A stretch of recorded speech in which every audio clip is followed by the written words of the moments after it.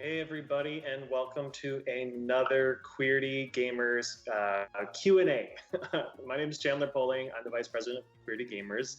Super proud to have that title. I love this organization, and I am very happy to bring you another awesome interview session. This time we have very special guests from Riot Games. Please welcome Ghiyom Turmel and Alex Quach. Welcome, guys and guys. Hi. Hi. Thank you for Hello. having us. Hello. Yes. No. Thrilled. Thank you. Now, tell me, guys. Speak to me as if I'm a complete novice, which I am, by the way. What is Riot Games? What is this company? What do you guys do? I'll go if you don't mind, Guillaume. Of course. Riot Games is a video company. We're based and headquartered here in Santa Monica, California. We have quite a few games out now, and you may have played some of them. League of Legends, Valorant, Legends of Runeterra, and Teamfight Tactics are just some of the few titles we've released over the last few years. And our company is the developer behind these, and we work at Riot. Very cool. Now, are these primarily PC or also console games as well? We're primarily in the business of making PC games. Soon, TM, though, we will be releasing some console games as well. So those of you who like to play Switch or PS4 or whatever can look forward to some console ports in the near future. Very We cool. are also on mobiles. Yes, we Already, are on so- mobile as well. Yeah. Excellent. Well, why don't we start with you, Alex? Why don't you tell a little bit about yourself and what your job is at Riot Games? Yeah. I work at Riot as part of our learning and development team, and that's in the School of HR, so human resources. My job right now is mostly around manager development. So if you think about your boss or your boss's boss, they have to learn how to do their jobs, and I'm in the business of making kind of the toolkits and the education to make them successful at what they do. I've been at Riot for quite some time, so I used to do all sorts of other things before I moved into this role. I used to be in recruiting. I worked on our systems team as well. And I even did a stint in our esports team for a year. So I've been all over the company. I'm really excited about this role that I have currently. Very cool. And Guillaume? So I'm a development manager. Basically, my role is, I would say, team butler. So my role is to help craft high-performing teams, working with them on processes, communication, strategy, how we get to deliver these things from can be any sort of team. So there's a multiple dev manager at Riot. During my 5 years, I worked in IT. Finance. I also work on marketing for new champions and Runes Reforged and other things like that. And currently, I'm working with tabletop comics and books. Oh, very cool. So, as a developer, Riot Games is also doing non-video game content. Yes, you might have Cool. heard of KDA or other like big music beats that we released. We also release Meg vs Minions and also Realms of Runeterra that I have somewhere here at my desk. That was my project last year. So yeah, we release a lot of different content. And soon we'll be releasing our own series. It's called Arcane. It's an animated series that we're excited to bring to the world once it's ready. That's super exciting. Once it's going to air, where are people going to be able to find that animated series? We're gonna keep that under wraps for now. Oh, okay. We've given the players a sneak peek at it, and when we have more details, we'll share when we're ready. Fair enough. Fair. Okay. Well, I just want to get into a little bit about why we have you guys here with Qweerty Gamers, because we have a history as the two organizations because of your employee resource group, the Rainbow Rioters. Can you just tell me a little bit about what that is and what your role is inside the company as the Rainbow Rioters? Sure. I can give a little bit context on that. So me and Alex are the co-leads of what we call the Rigs for Rider Identity Groups, and other companies we call that ERGs. And our role is to really foster the LGBT community at Riot. It's to also get involved more with the company. So our what we've been doing at Pride in LA, but also helping other offices to bring Pride also for them, for other riders, for their employees there. We're also working in partnership with League. So when we release the icon in game, we're sitting with League and be like, hey, what can we do to bring content for LGBT players? That would be super interesting. So that's what we do on a outside of our day-to-day job. It's been I think I've been collaborating with Alex on that one for probably more than 3 years now. So yeah, Alex, I don't know if you want to add anything on that front. Yeah, I think it's been 4 years. I don't know. It's been quite a long time. Guillaume and I actually founded the Rainbow Riders with a group of 5 other folks. So there were 7 of us in total when we founded the organization. And I think in addition to all the things Guillaume mentioned, we also want to help with recruitment and representation and diversity efforts. So getting more LGBT people into games and into development roles. Also, just being able to elevate the voices of our community, whether it's the voices of our employees, we call them Rioters, or of players, right? Players really want to see things happen in the game, and being able to listen and tap into the community and hear those sorts of things is really important for us. And what are some steps that you're doing to see some of those goals? Like how are you trying to recruit more LGBTQ gamers into the company, or how are you listening to them if they have anything to say to you?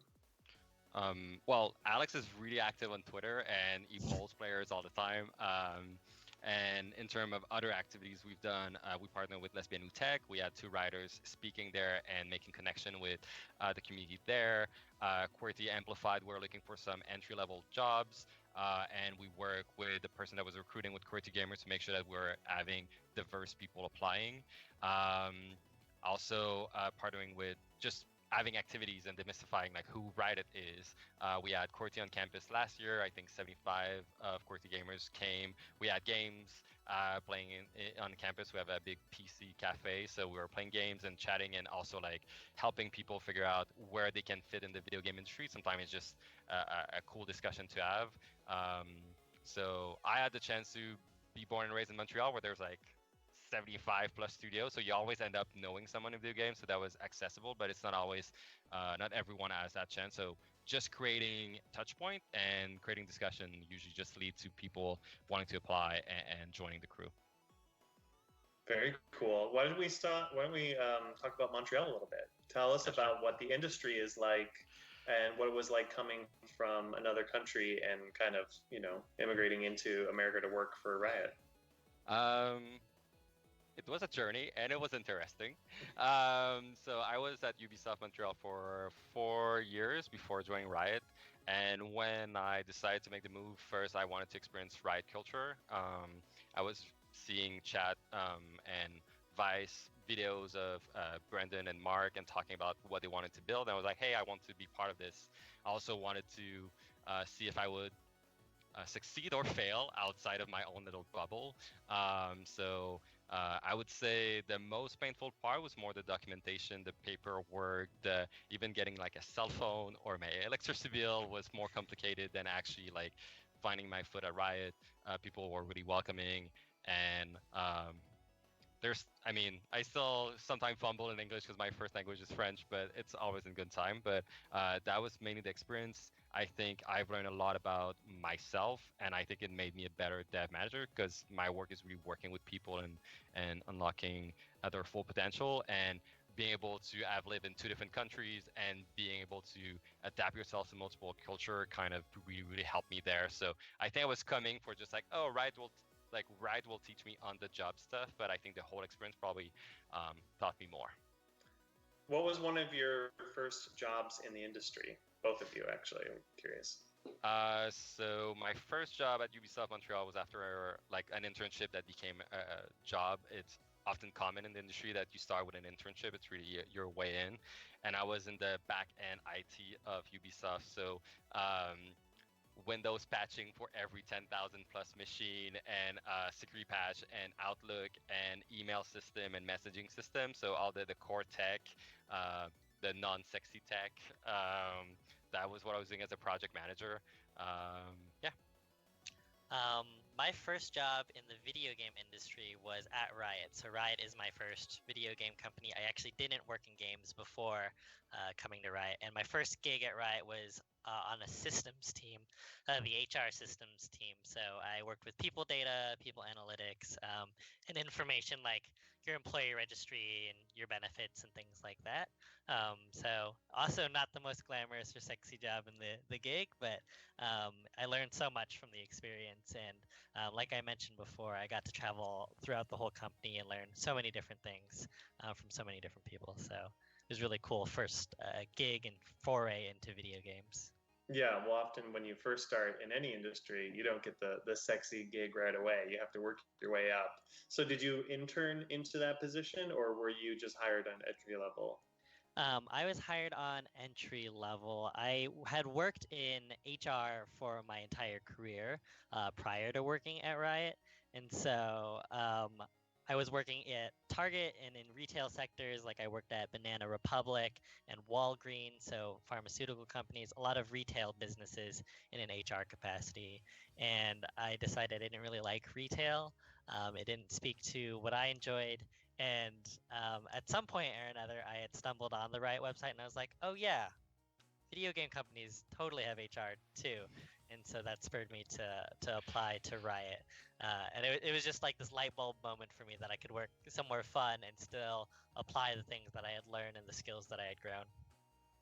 Absolutely. So, just for somebody who might be completely new to or wanting to get into the video game industry, you mentioned that you went to the Riot website to look for job listings.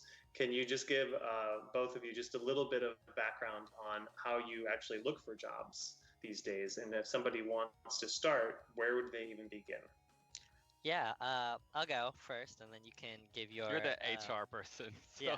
I think for most folks, there's kind of two camps of individuals looking for jobs. I think there are folks who are just getting out of college and really are looking for experience to put under their belt and looking to grow and figure out what they like, right? When you're really young, I know when I was very young and going out of college, I didn't know what I wanted to do yet. And so for those folks, I would say internships are a great way to get some of that experience. And Ghiyom kind of mentioned that as part of his experience.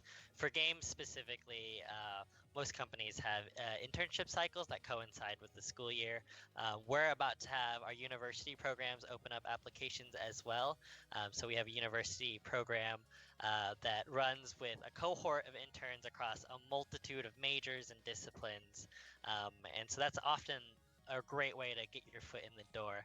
And to prepare for an internship, you can work on your own personal projects. Research, there's so many tutorials and things you can view on YouTube nowadays to start building and making things of your own. If you really like making games, make a game. I think there are Unity engine tutorials that can allow you to make really simple games. Or mobile app tutorials that can teach you how to make things on your phone. Things are just so different and future facing nowadays that kids and students often have the ability to check out these resources and make something really cool for themselves that gets them a leg up and really has employers looking at their resumes when they apply for internships. I think for those of you that aren't quite in that like new experience area, maybe you're budding in your career or you've been in the game a while, I think company websites are probably the best way to look for jobs. And then maybe second to that is like LinkedIn. Job boards quite often aren't always the most curated things, but a company's website is usually pretty kept up with what a company's looking for and what opportunities they might have. So that's what I would suggest for those that maybe aren't so new to the game or aren't fresh out of college. I would add, like, fantastic answer, Alex, if I may, as a non-HR person. But I think keep applying. What I see a lot, like people arrive was like, oh, I applied 8 years ago, got denied, work more on my craft. I applied again 5 years ago. I wasn't quite ready. The position was not right for me at that time. And then they apply again, and now like it's the right moment, the right skill set, the right job. So don't take a no as like, oh, I will never make it. I think there's one. Second, when we're joking about non-sexy job or like getting to a sexy job, I think I never worked directly on a game, and I don't think I will ever. At that point, I'm kind of happy to be the person in video game that never worked directly on the game. But there's so many different skill set. As we were saying, like there's people in HR, there's learning and development, there's people in finance, we have people working in terms of communication, PR. There's so many different things. So it's not just computer science and art that makes a video game company. We have music producers at Riot. We have musician that makes all the music and everything else. So I think it's not just think that video game if you don't have a computer science degree, and then really look at what you're good at and what you like to do, and how does it fit in a video game company. At Ubisoft, we had a PhD in physics that was helping the team on how to create weather in games and how to model the weather. And the guy was like a PhD in weather physics and everything else, and then applying to a team. Of course, there was not 25 of them, but like the guy had a real passion for video game and was really, really good in physics and everything else. And so finding the way where you have a good skill set, interest, and then how it fits, because there is multiple genre of jobs within video games. I would say don't like find that hook in the middle. That's how I would make it. So what are some of your job skills, and how are you applying it into your current career? Because working in development or HR or whatnot, it's like you said, most people think of computer programming or whatever. But can you just talk a little bit about your roles inside the company and kind of what your day-to-day is? Yeah, I think when people think about the skills that they have, they often bucket it at that big level of like computer science or art. And really the skills you utilize on the day-to-day basis are that micro level. They're much more broken down. It's things like critical thinking, reasoning, problem solving, listening, collaboration. And these things are agnostic to any specific sort of like craft expertise. In addition, you'll use some of those like really specialized talents, but those are the things that you're really leaning on from a day-to-day basis. For me specifically, I think about my role in working in manager development, and we produce curriculum. And so that leans on our learning kind of sides, like what makes for a good classroom experience. And then we work with artists and engineers to make that happen, whether it's a digital class or a physical class. You need assets, right? You need a workbook, or you need the slides that come up on the screen or things like that. And it's about being able to listen and hear the problems that they're having, or work through and find solutions for any problems that come up as a team. And I think for me, those are the skills that I really use on a day-to-day basis, more so than kind of that bigger bucket skill set that most people gravitate towards thinking about when they're graduating from school. In terms of skills, I'll go back to high school, but in high school I was involved in every single possible committee except one, because they blocked me because they were like, you cannot be in everything. But I was in radio, I was organizing improv, I was doing music, I was organizing like the yearbook and other things. And that translated, I was still like doing science and other things, and ended up doing my bachelor in communication, but more towards like production. And what I really, really was good at is understanding what we're trying to do and working with people to, oh, well, you said you were good at this and that person is good at this. I also know this person. If we like connect together, we might be able to get to where we want to go. So I pushed that on the school side as doing my master in project management, but ultimately in a day-to-day is working with fantastic people, talented people, and having an artist, an editor, a computer science person, and everything else, and working together to understand like how do we leverage each other's skills and have a plan. And then like, hey, Riot, you want us to do XYZ, it's going to take us 6 months, we probably need this, here's the plan, here's how we're going to work. And then it's a lot of negotiation and communication. This person is blocked because of XYZ. It's me hunting down. I mean, sometimes it's me running across campus to find who that person is because that server went down and we're blocked, and I need to find John. And if sometime it's like the team had to stay late, and I was like, cool, I'm going to go grab donut, at least like a moment of joy in the team. But for me, my skill set is really making sure the team has everything it needs to work, which can be everything and nothing. Of course, I have my skills of like how to do project plan and all the hard skill that I learned at school, but half of it is also just leveraging my social skills and getting people to talk and work together and go through the differences and the issues, and then like working towards solutions together. And how does that interact with Rainbow Rioters? I would say it's the same. I'm looking at Alex, but Rainbow Rioters, like I don't think, even when me and Alex started, we're like, who are we to start this group? Like, what experience do we have, and what do we know, and what? Sorry, my cat is still jumping everywhere. What do we need to like?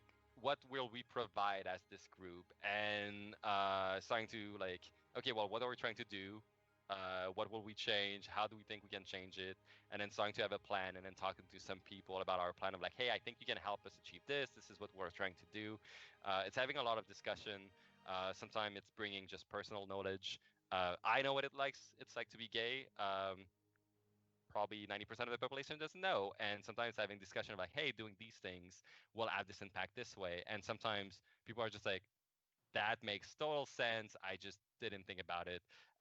Sometimes also, to what Alex was talking earlier with Twitter, is like polling the players and having communication on Twitter with the players and be like, hey, Riot, like this is what the LGBT community is talking about or wants or looking for. It's really bringing that perspective in through the room most of the time, and then a lot of sometimes waking up early one day to have a meeting at 8 a.m. to talk about how to organize Pride this year. But yeah, it's a bit of everything. And we got a question. Will you be showing the cat? I'll try. I'll try to. I think everyone would love to see Dash Ghiyom. Yeah, +1 to what Ghiyom said. I think our day jobs fortunately transfer very well. I think it's just the subject matter is where it's a little bit different, right? And so it's still all of that collaboration we're talking about, and it's about working with people who are frankly just smarter than me. Oh my gosh, this cat's so cute. So hard to focus with such a cute cat. We have a fabulous diversity and inclusion team at Riot, and they're really our pillars of support in making sure we can enact reasonable and effective change for the people at Riot and the players around the globe.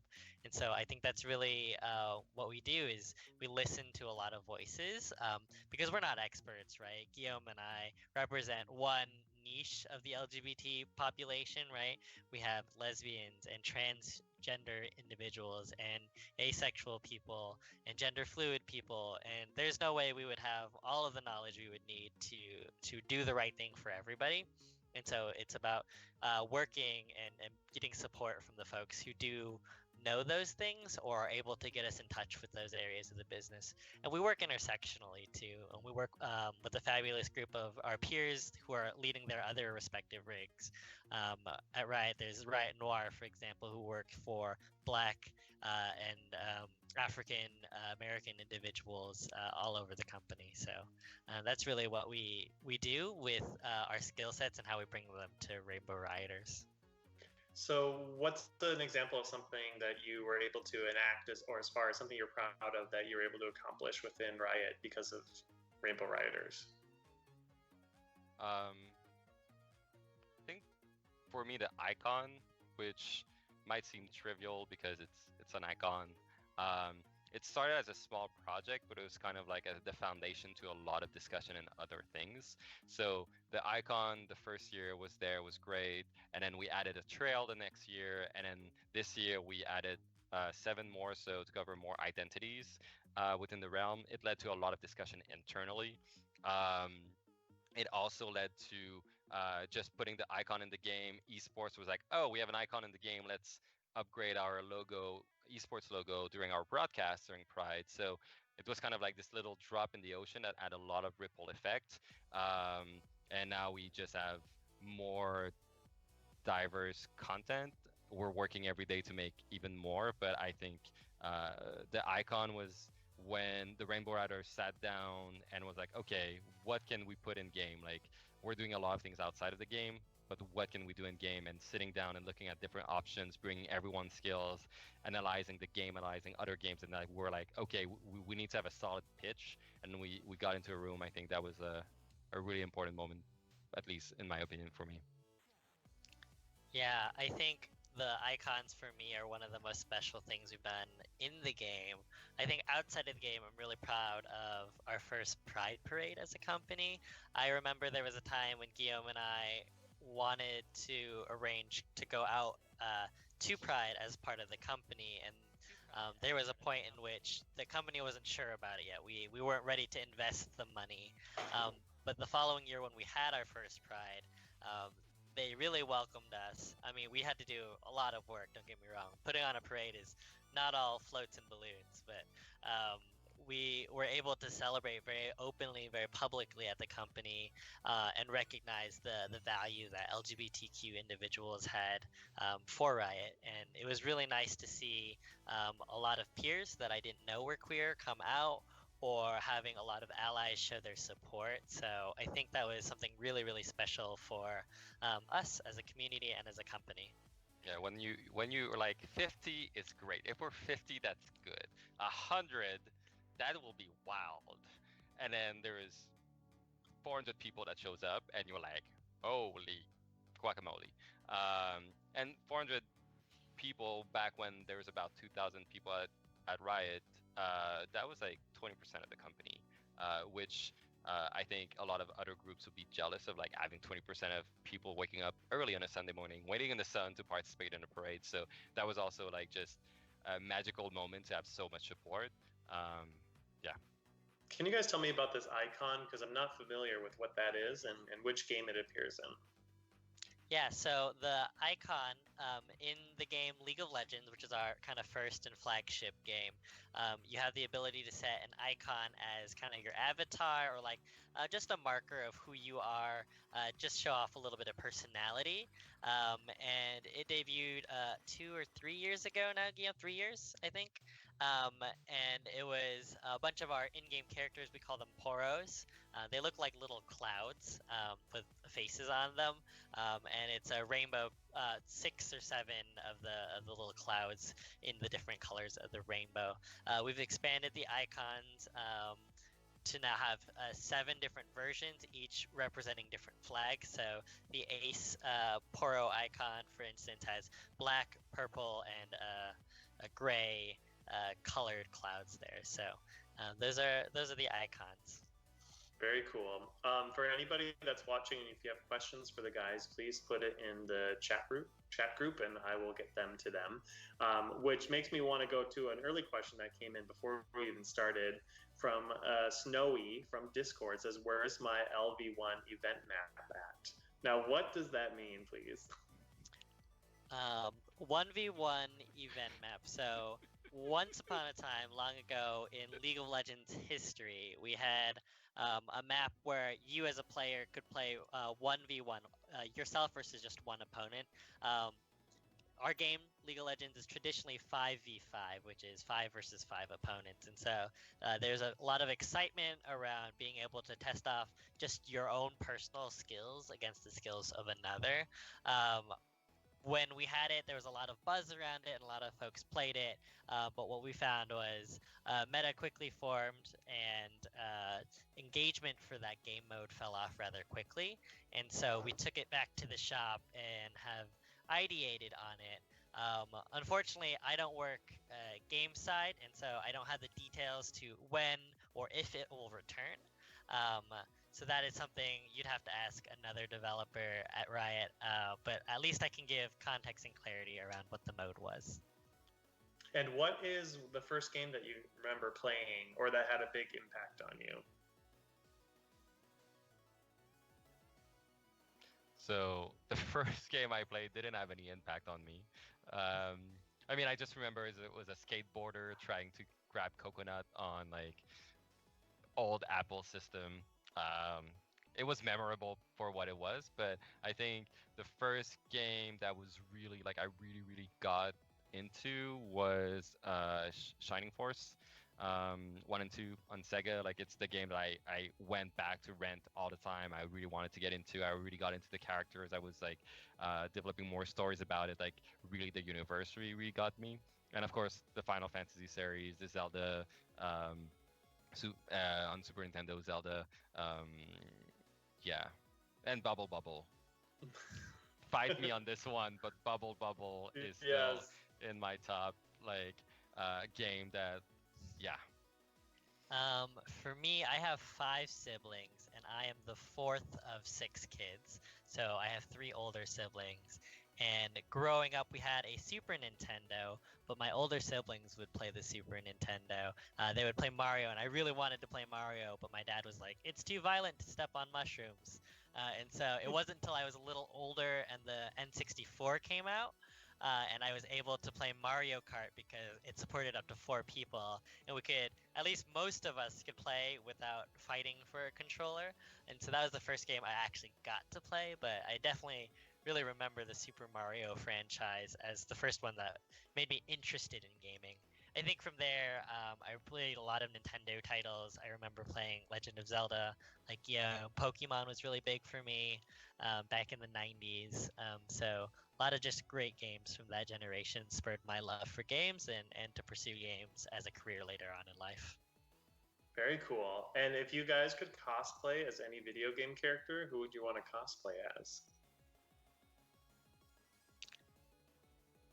So I've cosplayed before, but always as anime characters. The last time I cosplayed, I was Goku from Dragon Ball Z at Anime Expo. I think if I were to cosplay as a video game character, I'd love to cosplay as maybe one of our characters. Maybe a gender-bent version of one of the females. I play mostly female characters because I love the way that they look. I think Caitlyn with her really big top hat would be really cool. Or I saw a gender-bent version of Arcade Misfortune. She is a pirate, but we reimagined her in like a bubblegum pop color, and I thought that would be lovely to wear like a bright pink vest with a tie or something like that. I think that'd be really cool. Fun. If I would actually have skills to do cosplay, I would probably do Ziggs in League of Legends. Not because it's my favorite character of all time in all video games, but he carried me from bronze to silver. I have a deep relationship with Ziggs. I think I played 2 years non-stop Zig until I actually got really good. And the voice lines are like, I don't know. I think he's a little bit trolly. So I think it would be fun to be able to cosplay someone where I could be a little bit trolly as well. So yeah, it would probably be Ziggs. Cool. I'm just going to jump into some questions from our chat here. So one question is, some companies are more LGBT friendly than others, like medical plans that cover a person's transition. Does Riot have programs like that? Yeah, so Riot has pretty comprehensive medical, dental, vision insurance. It's actually, I think, from an HR point of view, fairly generous compared to maybe some other companies. And we do include some forms of transition, medication, and other forms of surgeries and electives. So we have a pretty comprehensive and LGBT friendly medical plan. We even have pet insurance. So if you have cats or dogs, those are things that people can opt into. Oh, that's cool. Another question from the group: is there a reason we can't get the rainbows year-round in game? There is a reason. We're debating this year to maybe like keep it on, but we also were liking the fact that it's a moment, like get your icon, join in the game, and get it now. Like almost a lot of events in League of Legends and other moments in the game, like right now where I play the Spirit Blossom, we make a moment out of it, and then we kind of like deprecate the content because it was a moment. It was, do we make a moment out of it? But identity is kind of like year round. You're not just gay during Gay Pride. So that was a discussion at first. We're debating about maybe putting it unlock all the time. One of the things though, if you're listening right now and you don't have it because you missed the moment, you can always message player support and they should be able to give it to you. Yeah, I think the rainbow trails are really gorgeous and they're a fun part of League of Legends. But to Guillaume's point, we do have other events and other things activating throughout the year. Right now, the Spirit Blossom event is themed around cherry blossoms and kind of this spirit engagement. And so while we love our giant flags, right? They don't maybe visually mesh as well, and so that's a creative decision. But like Guillaume said, we're definitely committed to going back to the drawing board and figuring out a way for players to utilize it all year round, because Pride isn't just in June or during Ida Hot in May, it is year round. Next question from the group. Have you ever got to play with Alexandria? Oh, I'm going to mess up her name. Ocasio-Cortez. No. The AOC. No. But if AOC, you're listening, we will play with you. We will deck you out. I have the hookups. Anything you would like. A ranked team. We can get to gold together. I think she just got to silver on support, so I can go ADC. It's fine. I will give my support spot. I will we can bribe you with some RP so you can get a new skin while we support. We can be all-star guardians. That would be magnificent. If you are still playing the game when COVID ends, we're happy to give you a tour of the company, show you around, anything like that. You killed it at the DNC, so if you're listening, AOC, we're big fans. That's awesome. I hope she's listening. God, that would be amazing. I would feel very honored myself. Next question. Who do you think would be a good character to start learning for beginners? This is a good question because I've never played this game before, so I'm very interested in playing now. I think League of Legends is very similar to some traditional RPGs, so there are a lot of kind of tried and true play styles depending on what other games you've played before.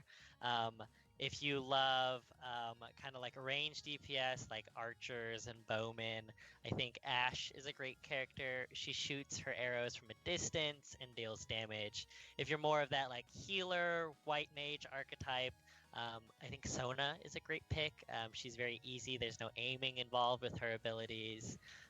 If you like spellcasters, we have a little girl. Her name is Annie, and she shoots fireballs. She shoots magical fire, and she summons her teddy bear. And that one's fairly easy to pick up as well. And if you're more of that like frontline, I like to draw aggro. I'm a tank. I like to soak up a lot of damage. I think Garen is a really fun character. He's kind of our trademark paladin-esque character. He's like the good guy TM with a big sword, and he runs at people to slash at them. So those are my 4 picks, depending on the kind of style of play that you like. And in the community, you'll probably hear some people like, oh no, this is like a hard champion to master. Don't go for this one. Or like, oh, you should really play that character because right now in the current patch, he's stronger. I say just play whatever you want. Basically, like League of Legends, you don't get good after one game. Like it's a game of mastery, and there's nothing worse than playing a character you actually don't love just because you should play it. So I played Soraka a lot, even when she was bad or she was good, or people needed like it was a healer meta or whatever. But I love my Soraka, I love my Jaina, I love my Morgana, and I'm going to make it work. And if you're really good with that character, that will compensate for maybe that patch or that cycle. So I would say like go with what you want, but Ziggs is a great fun trolley pick. But yeah. I think playing what makes you happy is the most important thing about getting enjoyment out of League of Legends. And to Guillaume's point, I don't think your character pick will ever influence how well or how good you're going to do as long as you're comfortable on it. Character picks really only matter at like the top level of the most competitive play ever. So if you love Teemo, play Teemo. If you love Aatrox or Yasuo or Katarina or whoever, play what makes you happy. Very cool. I can't wait to start it up myself. Now, obviously, esports is a big part of League of Legends. Have you guys attended any of the arena shows, or what can you say about your experience with the esport element? So I attended when it was in California. Also, I went to Chicago for, I think it was in 2016. Not sure with my dates. But also I was in Paris for the World's event last year. It does serve you when you speak French suddenly, and they are doing an event in a French country. So I was flown there to help, basically being, it was not my day job. It was kind of a middle ground translator between the crew we're working with there and our crew. So I had the right context, and I could translate really fast, speak English. The crew there was not necessarily all fluent, so I was basically whatever was needed. I did chase I did chase for a nail parlor for one of the dancer because our nail broke down, and I ran across Paris to find a nail place that would go on site to save it. But my experience was really amazing working with the dancer, the crew backstage for a week. And then having the chance to just see that unfolding in front of you, that was a definitely a great perks of like, oh, anyone speak French? I can fly, I can go. That was definitely an amazing experience. Yeah, I had mentioned earlier that I did a stint in esports for 1 year of my career at Riot, so I'm pretty familiar with the esports scene. My first week at Riot was actually the World Finals some year when we did it in LA as well, and so I got tickets to go see the World show right after my orientation class ended, and we went as an orientation class to Staples Center in LA, and we got really nice seats to watch the games, and we saw the victory crown. So it was an incredible experience for me. I absolutely love esports games, and it's really sweet because when I worked in NA esports, I got to meet with players, the pro players themselves, and support them as part of the NA player management team. And so I met a lot of our pros nowadays. Like Double Lift or Biofrost or Bjergsen or things like that. And so it was really cool to see them. And now when I see them on screen, I'm like, I know that guy, or I've met him and things like that. So it's really awesome to see them and their accomplishments and being able to support them as Riot. It's really cool. From when you started in the industry to now, did you ever think esports would ever become a thing like it is now? Yes. Just because from my own, like near my hometown, there was a person who left like in the late 90s, left for Asia to actually participate in StarCraft, and it was becoming super huge there. And that's when I was like, oh, okay. I was not even part of the video game industry then, but I was like, okay, there was definitely something. And at that point, I was kind of like, what, a tournament for a video game, and he gets like a Lamborghini? Like what is that? But definitely I knew it was there was something there. I wasn't sure how it was going to happen in North America and how it was going to unfold. But yeah, I definitely like early on was like, oh, what's happening in the other side of the world? That's interesting. As a teenager.